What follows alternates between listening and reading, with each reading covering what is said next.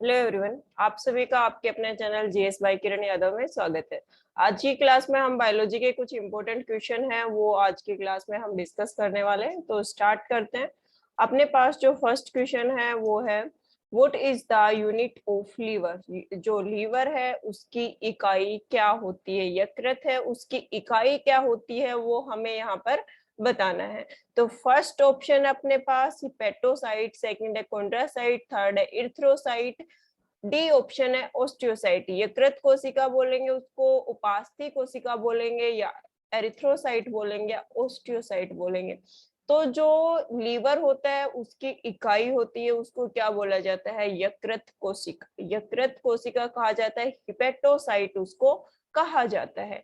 तो जो A option है वो अपने पास यहाँ पे राइट आंसर हो जाएगा कि जो लीवर है उसकी यूनिट क्या है, हिपेटोसाइट है, वो लीवर की यूनिट होगी। नेक्स्ट क्वेश्चन अपने पास, which drug is used as an antidepressant. कौन सी दवा है जिसका प्रयोग किया जाता है एंटी डिप्रेसेंट के रूप में। उस दवा का नाम बताना है जो एंटी डिप्रेसेंट के रूप में काम करती है। कोई पर्सन डिप्रेशन में है तो उसको वो टैबलेट्स दी जाती है, वो दवा दी जाती है।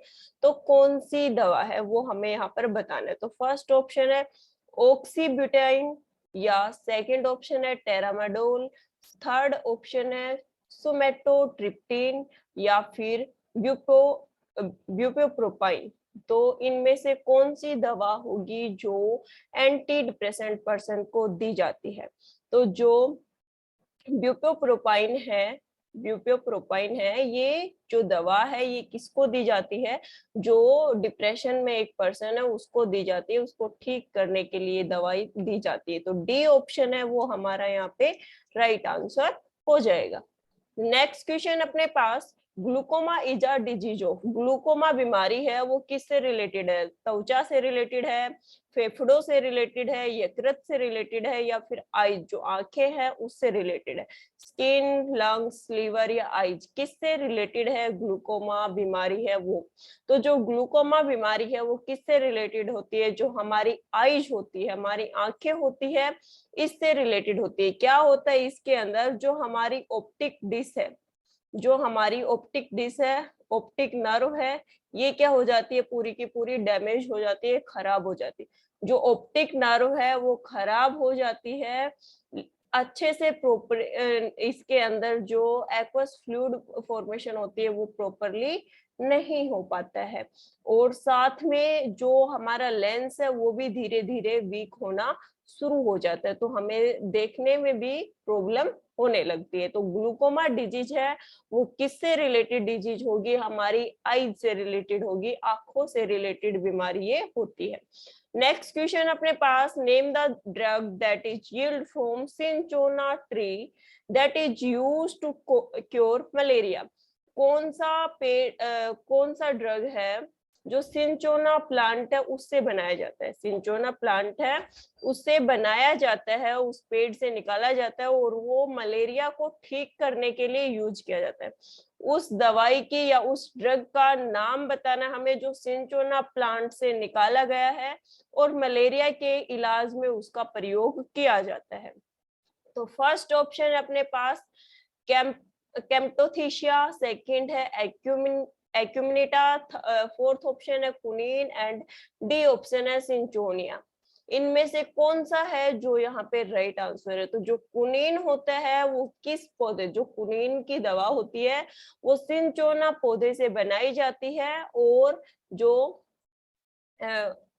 मलेरिया को ठीक करने में इसका यूज किया जाता है। सिंचोना पेड़ से इसको बनाया जाता है, और मलेरिया बीमारी होती है, मलेरिया जो रोग होता है उसको ठीक करने के लिए कुनीन का प्रयोग किया जाता है।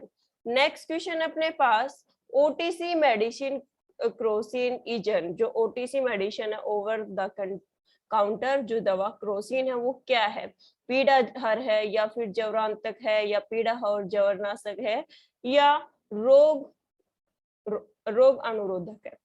तो जो केरोसिन है ये कैसी दवा होती है, ये होती है पीड़ा हर और जवर नाशक, एनाल्जेसिक एंड एंटीपीरियोडिक टैबलेट ये होती है।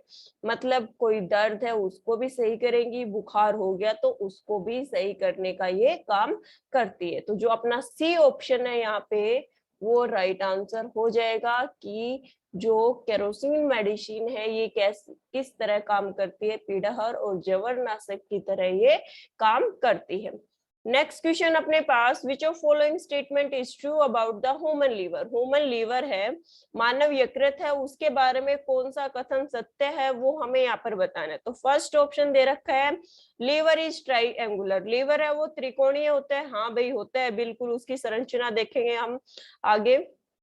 ये देखे किस प्रकार की शेप है इसकी, ट्रायंगल की तरह एक शेप है, जैसे एक त्रिभुज बनाते हो उस आकार का ये बनता है। नेक्स्ट है liver is the only visceral organ that can regenerate, liver एकमात्र ऐसा अंग है जो खुद को अपने आप रीजनरेट कर सकता है। अगर कोई हिस्सा इसका खराब हो गया तो इसको ये ठीक करने का काम कर सकता है। तो हमने एक चीज पढ़ी थी कि लीवर के अंदर सबसे तेज गति से विभाजन करने वाली कोशिकाएं पाई जाती है। जहां पर सबसे तेज गति से विभाजन होगा वहां पर जो उसका कोई भी पार्ट नष्ट हुआ है वो बहुत ही जल्दी ठीक होगा। तो लीवर के अंदर तेज गति से विभाजन करने वाली कोशिकाएं उपस्थित होती है, इसलिए अपना कोई भी पार्ट डैमेज हुआ उसको ये रीजनरेट करने में बहुत ज्यादा सक्सेसफुल रहता है, बहुत जल्दी उस पार्ट को ये सही कर लेता है। तो ये ऑप्शन भी हमारा सही हो गया। थर्ड ऑप्शन है लीवर मानव शरीर का सबसे बड़ा, लीवर मानव शरीर का सबसे बड़ा, लीवर मानव शरीर का सबसे बड़ा आंतरिक अंग है। लीवर है वो मानव शरीर का सबसे बड़ा आंतरिक अंग है क्या, वो चीज हमें यहाँ पर बतानी है। तो जो लीवर है वो क्या है, मानव शरीर का सबसे बड़ा आंतरिक अंग है, दूसरा सबसे बड़ी ग्रंथि भी है, तो ये चीज भी सही है। लीवर है वो ट्रायंगुलर है, ये भी बात सही होगी। लीवर एकमात्र ऐसा अंग है जो खुद रीजनरेट कर सकता है, लीवर मानव शरीर का सबसे बड़ा आंतरिक अंग है, ये बात भी सही है। तो तीनों के तीनों कथन है वो जो लीवर के बारे में, तीनों के तीनों ही यहाँ पे सही है। तो अपना जो डी ऑप्शन है ऑल ऑफ द अबोव यहाँ पे राइट आंसर हो जाएगा। नेक्स्ट क्वेश्चन है lacrimal gland is situated in, जो लैक्रिमल ग्रंथि है वो कहाँ पर स्थित होती है वो हमें यहाँ पर बताना है। लैक्रिमल ग्रंथि को और क्या बोलते हैं हम, अश्रु ग्रंथि बोला जाता है। अश्रु ग्रंथि जो आंसू निकालने का काम करती है उस ग्रंथि को हम लैक्रिमल ग्रंथि कहते हैं। तो अब आंसू निकालने वाली ग्रंथि कहाँ पाई जाएगी, जो अश्रु का स्राव करती है वो ग्रंथि कहाँ पाई जाएगी वो हमें यहाँ पर बताना है। तो फर्स्ट ऑप्शन अपना वक्ष गुहा में, आंख की कक्षा में, गर्दन में या फिर मध्य मस्तिष्क में। तो जो लैक्रिमल ग्लैंड है, लैक्रिमल ग्रंथि है, ये कहाँ पर पाई जाएगी, जो अपना आई ऑर्बिट होता है, आंख की कक्षा होती है, यहाँ पर ये पाई जाती है, यहाँ पर ये उपस्थित होती है लैक्रिमल ग्लैंड। ये देखिए यहाँ पे, और इधर से अपने आंसू है वो बाहर निकलते हैं। लैक्रिमल ग्लैंड यहाँ प्रेजेंट है, इधर से अपने आंसू है वो बाहर निकलते हैं। तो लैक्रिमल ग्लैंड है, लैक्रिमल ग्रंथि है, अश्रु ग्रंथि है, वो कहाँ पाई जाती है, तो वो पाई जाती है हमारे आई ऑर्बिट में। नेक्स्ट क्वेश्चन अपने पास, which of the following is also known as biochemical laboratory of human body। मानव शरीर का कौन सा अंग है जिसको जैव रासायनिक प्रयोगशाला के रूप में जाना जाता है। तो जो छोटी आंत है उसको बोलेंगे, ब्रेन को बोलेंगे, या फिर अग्नाशय को बोलेंगे, या फिर लीवर को। Biochemical laboratory of the human body जिसको कहा जाता है वो हमें यहाँ पर बताना है कि भाई छोटी आंत को हम बोल रहे हैं जैव रासायनिक प्रयोगशाला, शरीर की जैव रासायनिक प्रयोगशाला, या फिर हम मस्तिष्क को बोल रहे हैं, या फिर अग्नाशय को बोल रहे हैं, या फिर लीवर को। तो जो अपना लीवर होता है उसको क्या बोला जाता है, biochemical laboratory of the human body. जो बायोकेमिकल लेबोरेटरी है ह्यूमन बॉडी की वो किसको बोला जाता है, हमारे अग्नाशय को बोला जाता है। तो जो अपने मानव शरीर की जैव रासायनिक प्रयोगशाला है वो किसको बोला जाता है, लीवर को है वो बोला जाता है। तो अपना डी ऑप्शन है वो यहाँ पे राइट आंसर हो जाएगा कि यकृत है वो क्या है, मानव शरीर की जैव रासायनिक प्रयोगशाला कहा जाता है किसको, लीवर को। नेक्स्ट क्वेश्चन अपने पास, in human body pancreas is a part of, जो अग्नाशय है वो मानव शरीर के कौन से तंत्र का हिस्सा है, कौन से भाग का हिस्सा है, कौन से सिस्टम का पार्ट है, वो हमें यहाँ पर बताना है। तो फर्स्ट ऑप्शन है यूरिनरी सिस्टम, सेकंड है रेस्पिरेटरी सिस्टम, थर्ड है डाइजेस्टिव सिस्टम, डी है नर्वस सिस्टम, मूत्र प्रणाली या फिर श्वसन प्रणाली या फिर पाचन तंत्र या तंत्रिका तंत्र। तो हमें पता है कि भाई पेनक्रियाज है, अग्नाशय है, वो अग्नाशय रस का स्राव करती है जिसमें पाचक एंजाइम पाए जाते हैं जो वसा और प्रोटीन के पाचन में सहायक होते हैं छोटी आंत में जाकर। तो यहाँ पर जो अपना सी ऑप्शन है वो राइट आंसर हो जाएगा कि अग्नाशय है वो कौन से तंत्र का हिस्सा है, पाचन तंत्र का हिस्सा है। इसके अलावा अग्नाशय है वो किस प्रकार की ग्रंथि है ये पूछ लिया जाए तो अग्नाशय है वो मिश्रित ग्रंथि है, वो हार्मोन भी निकालने का काम करती है और एंजाइम भी निकालने का काम करती है। यहाँ हमसे पूछा गया है कि पेनक्रियाज है वो कौन से ह्यूमन बॉडी का पार्ट है, तो वो डाइजेस्टिव सिस्टम का पार्ट है। सी ऑप्शन है वो हमारा यहाँ पे राइट आंसर हो जाएगा। नेक्स्ट क्वेश्चन अपने पास, what is the average molecular weight, what is the average molecular weight of an amino acid residue in a protein?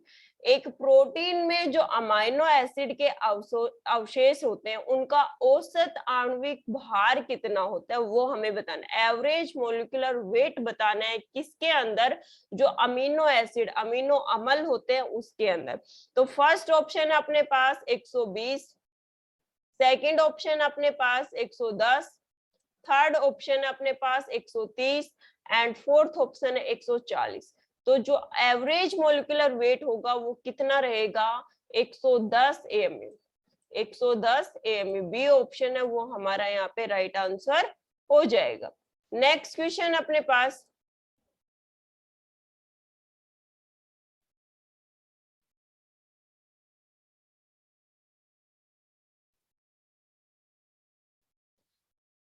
Vitamin A की कमी के कारण कौन सा रोग होता है वो हमें यहाँ पर बताना है कि विटामिन ए की डेफिशिएंसी हो जाती है शरीर में तो कौन सा रोग हो सकता है हमें वो बताना है। तो फर्स्ट ऑप्शन है ओस्टियोमलेशिया, सेकंड है ओस्टियोपेरोसिस, थर्ड है जीरोपैथेलमिया, डी ऑप्शन है फाइलेरिया। अस्थि मृदता होगा या ओस्टियोपोरोसिस हो गया या शुष्का विपाक होगा या फिर फाइलेरिया होगा। तो जो जीरोपैथेलमिया है, जीरोपैथेलमिया बीमारी है, ये किससे रिलेटेड होती है, आंखों से रिलेटेड होती है।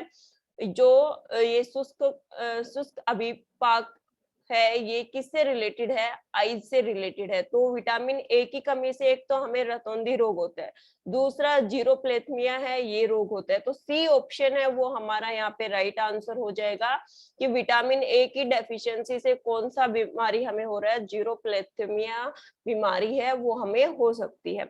कलर ब्लाइंडनेस भी होता है, साथ में जीरोप्लेथमिया है ये भी उसकी वजह से कोच होगा। नेक्स्ट क्वेश्चन अपने पास, BCG is vaccinated to get immunity from, हमें जो BCG टीकाकरण है बैसिलस कैलमेट ग्वेरिन, ये प्रतिरक्षा प्राप्त करने के लिए किस मतलब ये इंजेक्शन लगाया जाता है, किसके अगेंस्ट हमें प्रतिरक्षा मिल जाती है इंजेक्शन लगाने के बाद। पोलियो के अगेंस्ट हमारे बॉडी में एंटीबॉडी बन जाएंगी, या फिर कोलेरा है उसके, या फिर स्मॉल पॉक्स, या फिर ट्यूबरकुलोसिस।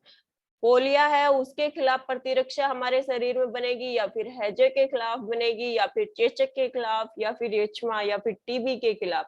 तो जो टीबी होती है उसके खिलाफ हमारी बॉडी में जो 6 रोग होता है उसके खिलाफ हमारी बॉडी में जो एंटीबॉडी वो बन जाती है। कब बन जाती है, जब हम BCG जो टीकाकरण है वैक्सीनेशन है वो करवा लेते हैं उसके बाद।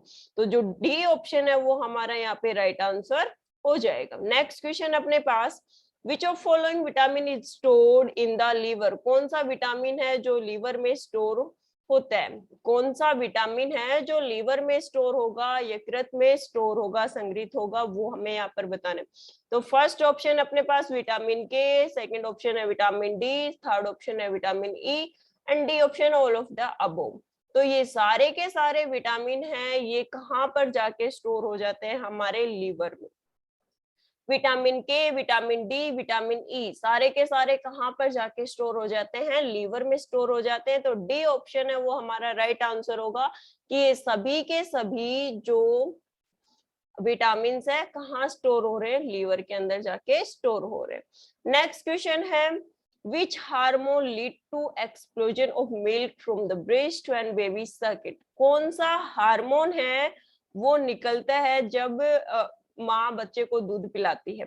कौन सा हार्मोन है जो स्तन से दूध निकलता है, निष्कासन होता है, उस टाइम पे रिलीज होता है, वो बताना है।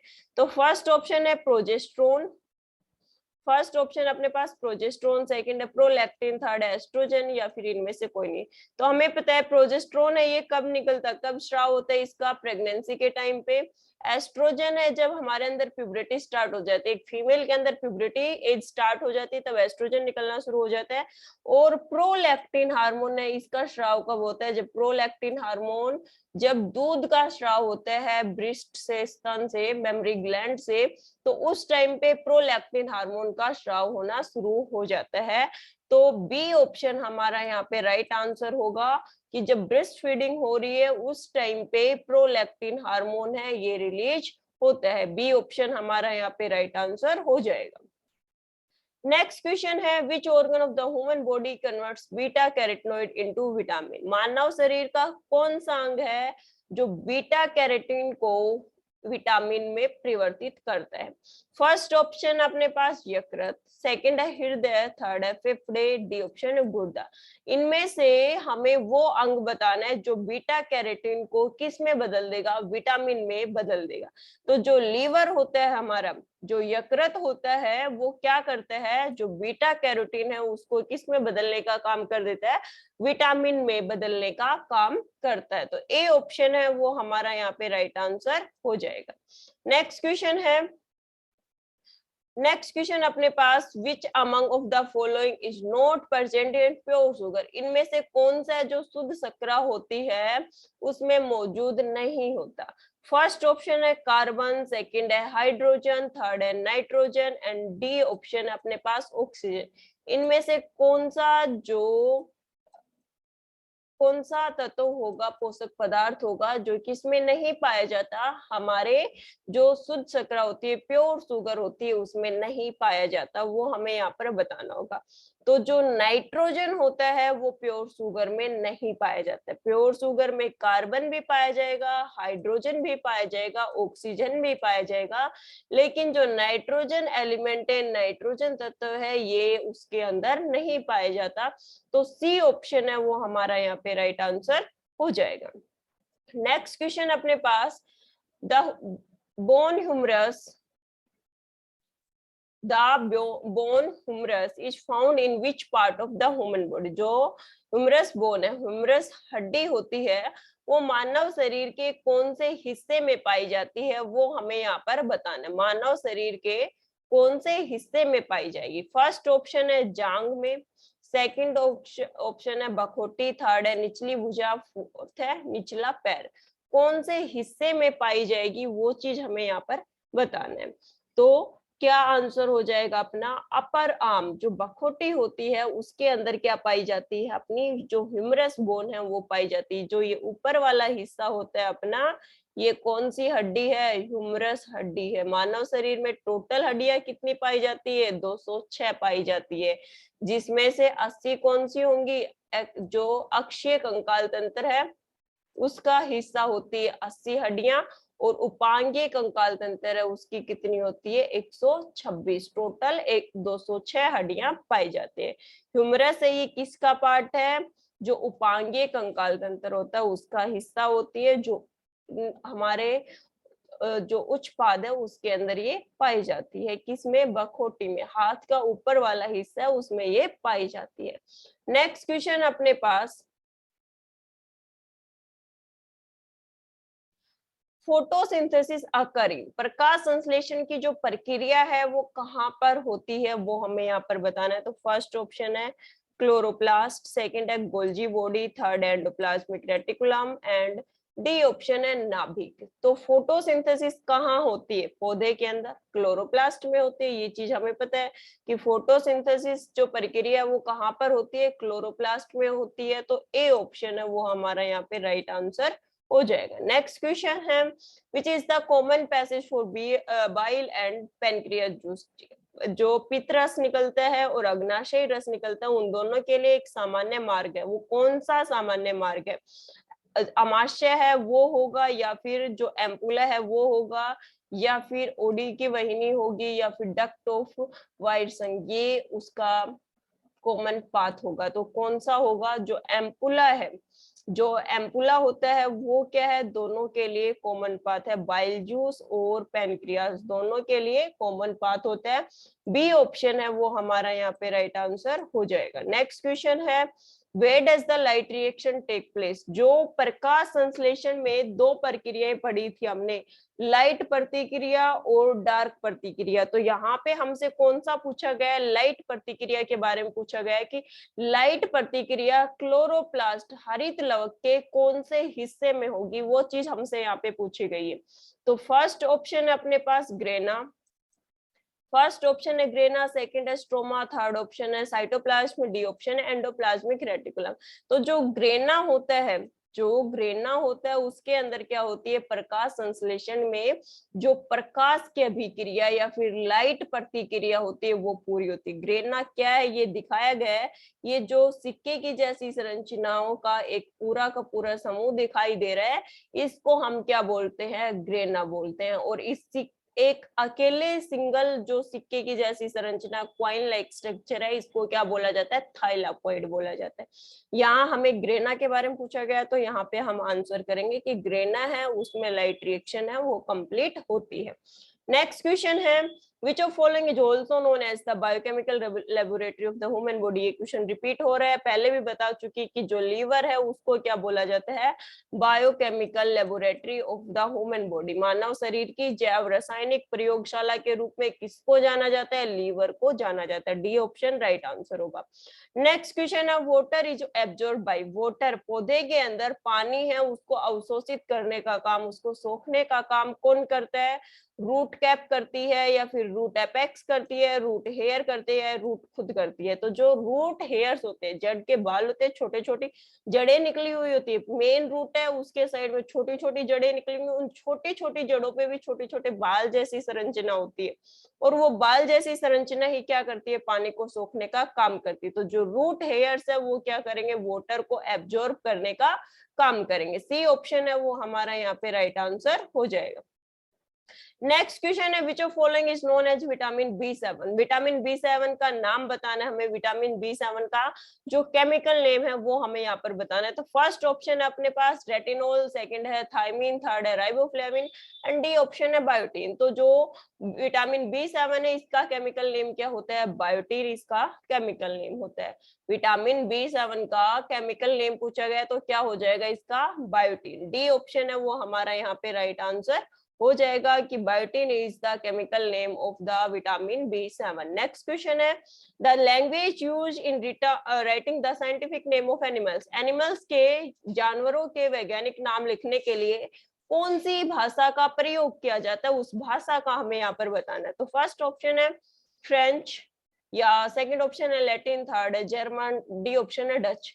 तो एक चीज याद रखना, साइंटिफिक नेम चाहे एनिमल्स के हो चाहे फिर प्लांट्स के हो, पादप है उनके वैज्ञानिक नाम हो या फिर जंतुओं के वैज्ञानिक नाम हो, कौन सी भाषा में लिखे जाएंगे? जो लैटिन भाषा होती है उसमें ये लिखे जाते हैं। लैटिन भाषा में सारे के सारे साइंटिफिक नेम लिखे जाते हैं, चाहे फिर वो कोई एनिमल हो चाहे फिर वो कोई प्लांट हो। तो यहाँ पर हमारा जो बी ऑप्शन है वो यहाँ राइट आंसर हो जाएगा। नेक्स्ट क्वेश्चन है ions of which of following mineral play important role in blood clotting. कौन सा खनिज है जिसका आयन रक्त के थक्के जमाने में महत्वपूर्ण भूमिका निभाता है? कौन सा मिनरल है जो इम्पोर्टेंट रोल प्ले करेगा किसमें? ब्लड क्लोटिंग में, खून का थक्का जमाने में। तो फर्स्ट ऑप्शन अपने पास मैग्नीशियम, सेकंड है सोडियम, थर्ड है कैल्शियम एंड डी ऑप्शन है पोटाशियम। तो जो कैल्शियम होता है वो मेन रोल प्ले करता है किसके अंदर? ब्लड क्लोटिंग के अंदर। ब्लड क्लोटिंग में मेन रोल कौन प्ले करता है? जो कैल्शियम है वो मेन रोल प्ले करता है। सी ऑप्शन है वो हमारा यहाँ पे राइट आंसर हो जाएगा।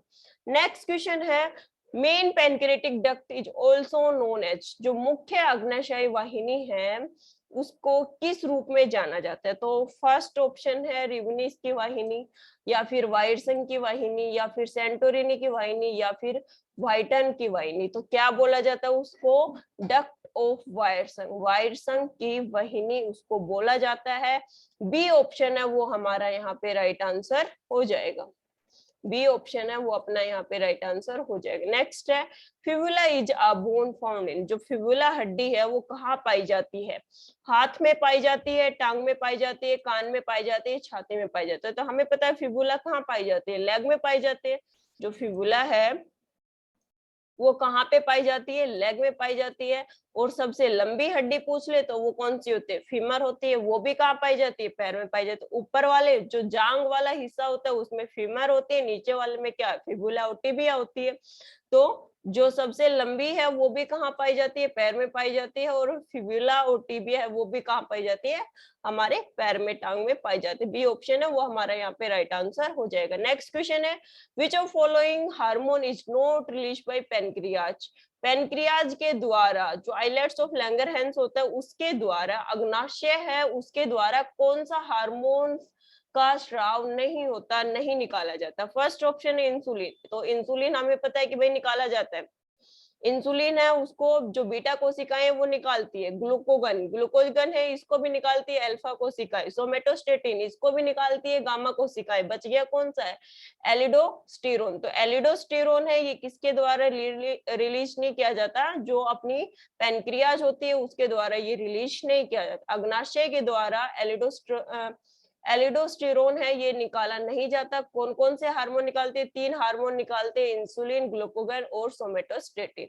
तो डी ऑप्शन है वो राइट आंसर हो जाएगा। इसमें ये पूछा गया कि कौन सा हार्मोन नहीं निकालती है, ये चीज हमसे यहाँ पे पूछी गई। डी ऑप्शन राइट आंसर हो जाएगा। नेक्स्ट क्वेश्चन अपने पास, human heart beats about how many times in a day? एक दिन में मानव हृदय कितनी बार धड़कता है? कितनी बार धड़कता है हमारा हृदय एक दिन में? तो फर्स्ट ऑप्शन है 50,000 बार, सेकंड ऑप्शन है 78,000 बार, थर्ड ऑप्शन है 74,000 बार और डी ऑप्शन है 100,000 बार। तो कितनी बार हमारा जो हार्ट है वो धड़कता है? तो 100,000 टाइम्स, 100,000 बार एक दिन में हमारा हृदय है वो धड़कता है। तो डी ऑप्शन है वो अपना यहाँ पे राइट आंसर हो जाएगा कि 100 टाइम्स हमारा हार्ट है वो क्या कर रहा है? हार्ट बीट है वो चल रही है।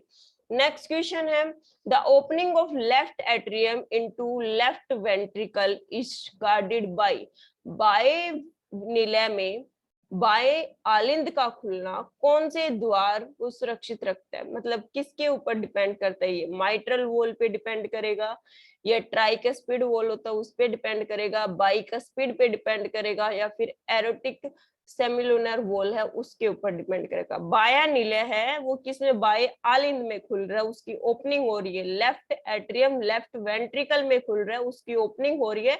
तो कौन सा वाल्व खोल के इन दोनों की मतलब एक से ब्लड दूसरे में ट्रांसफर करने का काम करेगा? तो जो माइट्रल वॉल होता है, यहाँ पे ये देखिए, ये अपना माइट्रल वॉल होता है यहाँ पे, और इसकी ओपनिंग होती है यहाँ पे। तो कहाँ से? बाएं निलय से, जो बाएं निलय से बाया आलिंद में ये खुल जाता है, ब्लड है वो आगे ट्रांसफर हो जाता है। लेफ्ट एट्रियम से लेफ्ट वेंट्रिकल में ब्लड है वो सीधा ट्रांसफर हो जाता है। तो ए ऑप्शन है वो हमारा यहाँ पे राइट आंसर हो जाएगा। ये अपने कुछ इंपॉर्टेंट एमसीक्यू हो गए बायोलॉजी के। नेक्स्ट क्लास में आगे कुछ एमसीक्यू है वो सोल्व करेंगे।